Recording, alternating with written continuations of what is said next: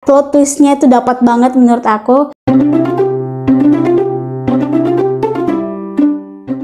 Hello book besties, welcome and welcome back to my channel. Halo semuanya, apa kabar? Aku harap kalian dalam keadaan happy and healthy. Selamat tahun baru 2025. Semoga di tahun 2025 ini kita diberikan kesehatan, kebahagiaan, dan apapun yang kita inginkan bisa terwujud, dan apapun yang kita lakukan bisa lancar gitu ya. Nah, di video kali ini aku mau sharing wrap up atau rekapan buku yang sudah aku baca di akhir tahun 2024, Oktober, November, dan Desember. Nah, sebelumnya tuh aku gak ngupload hampir kurang lebih 2 bulan karena memang kesibukan. Jadi di awal tahun 2025 ini aku ingin sharing beberapa buku yang sudah aku baca, dan buku ini cukup rekomendasi juga buat kamu baca.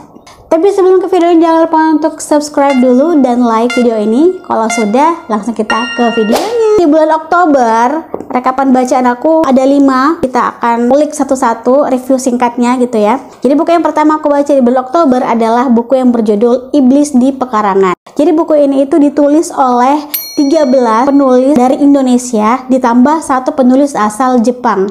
Siapa penulis yang ke-14-nya? Yap, itu dia Akio Shirikako. Jadi buku ini tuh adalah buku antologi. Beberapa di antaranya itu adalah karya Akiyoshi Sensei. Pertama kali buku ini tuh mau terbit, aku tuh udah excited banget karena kayak penasaran, dan penulis di dalam buku ini itu memang spesialis genre thriller. Buku ini dia tuh lebih menceritakan tentang perbabnya itu berbeda-beda ya. Tuh penulis satu bab atau cerita yang berbeda-beda. Aku cukup suka semua di dalam buku ini. Aku nggak bisa terlalu menjabarkan satu-satu dan secara detail karena buku ini itu benar-benar harus kamu baca sendiri untuk mendapatkan feel. Di antaranya tuh ada cerita tentang seseorang yang sangat obses banget sama temennya, dan benar-benar kayak plot twistnya itu dapat banget menurut aku. Dan di sini tuh cukup banyak trigger warning, jadi ada pembunuhan juga gitu ya. Of course ya, karena thriller, trigger warning di dalam buku ini tuh memang tidak jauh-jauh dari itu.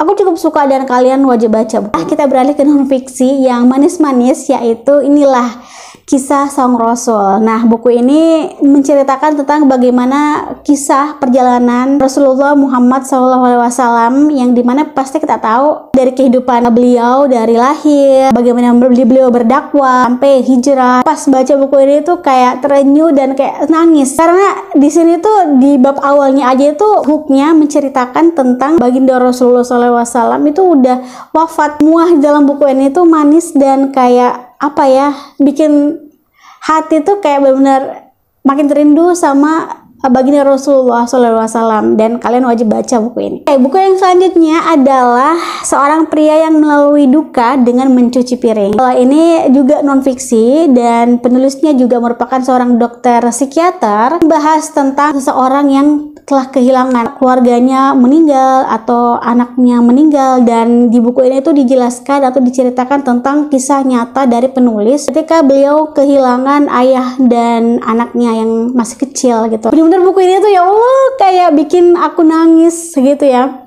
Aku membayangkan kalau misalnya keluarga terdekat aku itu udah meninggal, dan apa yang kita akan lakukan gitu ya kan, setelah meninggal apa yang kita perbuat, terus apa yang kita akan lakukan. Nah, dari situ penulis ini menciptakan sebuah persepsi gitu ya tentang bagaimana seseorang itu melewati duka dengan mencuci piring. Jadi ada filosofi ketika mencuci piring. Jadi misalnya mencuci piring itu kan dimulai dari membersihkan sisa makanannya. Artinya bahwa kita itu harus membereskan dulu hati kita, membersihkan semua hati kita. Mungkin berpikir negatif atau apa itu dibuang. Dipisahkan antara sendok, piring, dan gelas. Dicuci satu-satu mulai dari bagian yang tidak terlalu banyak kotoran sampai yang banyak kotoran. Detail banget menurut aku dan wajib banget kamu baca buku ini. Selanjutnya kita ke horor. Jadi bukunya itu judulnya Kemah Terlarang. Jadi buku ini itu merupakan buku kisah nyata yang diceritakan kembali oleh sang penulis. Kisah nyata ini itu diceritakan oleh temennya dari si penulis ini dan diceritakan kembali dalam buku ini. Kayak kumpulan mahasiswa kalau nggak salah atau SMA, dia itu ingin perpisahannya kalau tidak salah itu dengan berkemah. Dia itu memutuskan untuk berkemah di tempat yang cukup angker gitu ya kan, dan disitulah mulai terjadi kesurupan massal.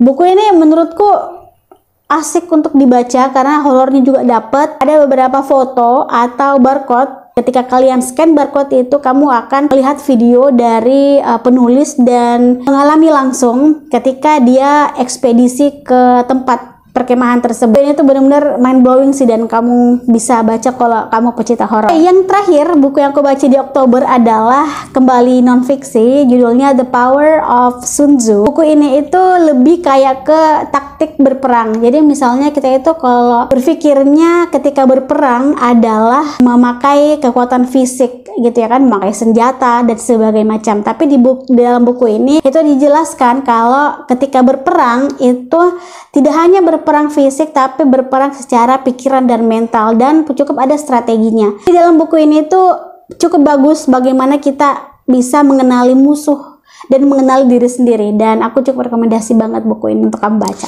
Itu dia bulan Oktober. Sekarang kita ke bulan November. Di bulan November aku tidak terlalu banyak baca buku, dan ya cukup hektik juga waktu itu. Jadi aku cuma baca 3 buku. Pertama adalah The Empathy Effect. Ini juga non-fiksi yang dimana dia tuh membahas tentang rasa empati seseorang. Sekarang itu rasa empati seseorang itu mungkin berkurang ya, karena trust issue gitu ya kan, mungkin tidak percaya lagi sama orang. Jadi ketika kita simpati sama orang ya bisa aja kita dimanfaatkan atau segala macam. Tapi buku ini menjelaskan secara detail kalau ya simpati itu ada efek ke dalam diri sendiri dan ke orang lain. Mungkin kamu bisa baca lebih detailnya. Buku yang aku baca adalah Rumah di Mango Street. Buku ini aku kurang suka sama buku ini. Sebenarnya aku beli buku ini itu karena covernya yang cantik. Kalian bisa lihat ini covernya cantik banget. Tetapi ceritanya itu tentang seseorang anak yang dia tinggal di sekitar Mango Street namanya. Dia bertemu dengan beberapa tetangga dengan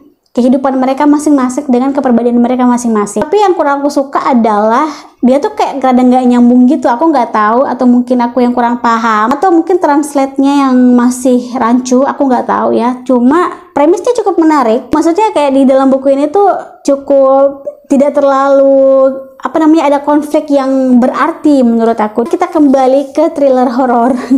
Mungkin bisa aku bilang horor sedikit, tapi ada sedikit thrillernya juga. Jadi bukunya itu adalah Pertanyaan Paling Aneh. Yang aku sukain dalam buku ini, dia itu menceritakan tentang sisi lainnya dari manusia. Buku ini itu menceritakan tentang seorang ibu atau seorang perempuan yang bernama Sri, punya suami yang cukup pemalas. Jadi di rumah dia itu hanya main game dan tidak pernah membantu Sri. Jadi yang bekerja tuh cuman Sri aja, si istrinya. Nah ketika pulang ke rumah, si Sri ini tuh udah puyeng duluan, karena kayak aduh pas pulang ke rumah ini aku bakal double capeknya karena menghadapi rumah yang kayak kapal pecah gitu kan, belum lagi makanan belum tersedia apa segala macam. Saat itu Sri itu kayak ngomel gitu ya kan. Nah suatu hari si Sri ini mendapati suaminya berbeda 180 derajat persen. 180 cut. Jadi suatu hari si Sri ini mendapatkan suaminya itu berubah 180 derajat. Sebelumnya suaminya Sri adalah seseorang yang pemalas, tidak romantis, dan hanya main game. Tiba-tiba sosok suaminya ini tuh berubah menjadi sosok suami yang pengertian, rajin, dan sampai memasakkan Sri makanan. Jadi pas pulang rumah Sri itu udah yang wah kok tumben rumah rapi, wangi, dan makanan sudah tersedia. Dan di situ Sri itu trust issue gitu loh. Ini ada apa sama suami aku gitu? Ini beneran suami aku atau enggak nih gitu ya kan? Bukunya tuh bagus banget kalau kamu baca. Desember aku juga kurang lebih ada 5 buku yang udah aku baca kayak gini ya, dan aku bakalan kasih tau kalian satu-satu. Buku yang pertama adalah Unfinished Business. Jadi buku ini itu menceritakan tentang Sofia masih SMA dan pengen banget usaha gitu ya.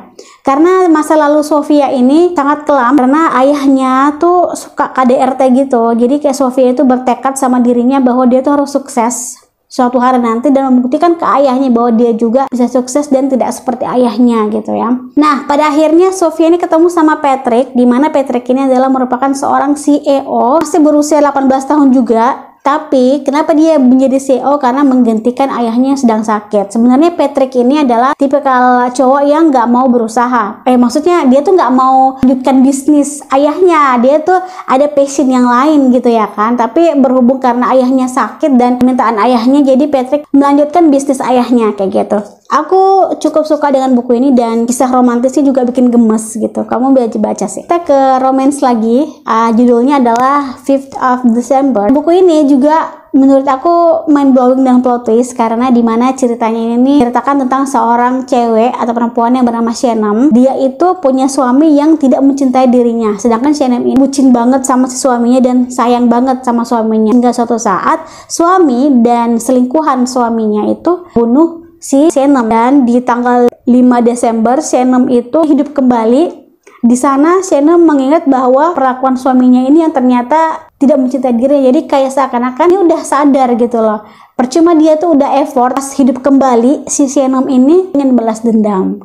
Cukup bagus juga dan aku suka dengan cerita ini. Kamu bisa baca. Selanjutnya judulnya More Than a Home. Jadi ini adalah buku seri dari Bucinable pertama. Ini buku Bucinable kedua. Jadi buku ini tuh menceritakan tentang Riri dan Gala yang udah putus di dalam buku ini, tapi diceritakan kembali mereka itu ketemu dan adalah percikan-percikan cinta kembali antara mereka. Di dalam buku ini tuh bener-bener Gala itu bucinnya setengah mati, dan di dalam buku ini tuh diceritakan dengan konflik yang sungguh menggembaskan. Aku cukup suka dengan karakter di dalam buku ini. Kalau misalkan kalian suka romance, mungkin kalian bakal suka juga dengan buku ini. Oke, buku yang selanjutnya adalah The Miracle Morning for Muslim. Jadi buku ini tuh mungkin tidak jauh berbeda dari kalau misalkan kalian The 5 AM Club, buku itu. Jadi kayak orang-orang yang bangun di pagi hari di jam 5. Nah, kurang lebih sama seperti ini, tapi ini tuh versi muslimnya. Dalam Islam, mendatangkan rezeki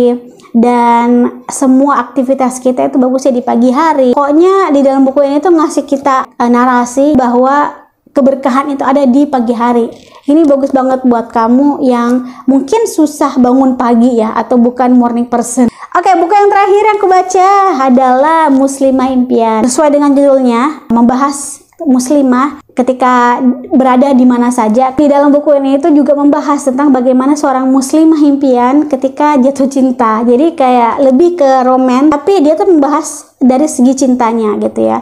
Dan jangan sampai seorang muslimah itu mencintai seseorang melebihi cintanya kepada Allah Subhanahu wa taala. Jadi buku ini cukup bagus banget buat kamu para muslimah. Banyak sekali motivasi dan narasi yang berkedok dakwah. Jadi kayak lebih ke dakwah juga sih dalam buku ini, dan aku rekomendasiin kamu buat baca. Oke, itu dia beberapa buku yang udah aku baca. Kalau misalkan kalian udah baca beberapa buku yang aku sebutin tadi, kamu bisa komen di bawah, let me know.